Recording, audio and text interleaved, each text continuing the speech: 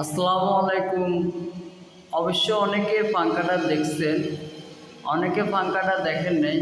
পাঙ্খাটা হচ্ছে আটটা ডানা। এটা হইল চায়না ইম্পোর্টেড মাল। দেখতে পাচ্ছেন, এটা হচ্ছে আপনার এই যে একটা লাইট আছে, এই লাইটটা আপনার 3-4 কালার আছে। এটা হচ্ছে আপনার বাংলা 24,000 টাকা কিনা। খুবই সুন্দর পাঙ্খা, বাতাসটাও আপনার অসাম, খুব সুন্দর পাঙ্খা। এটা বাতাসটা একবারে ঠান্ডা, দেখতে পাচ্ছেন।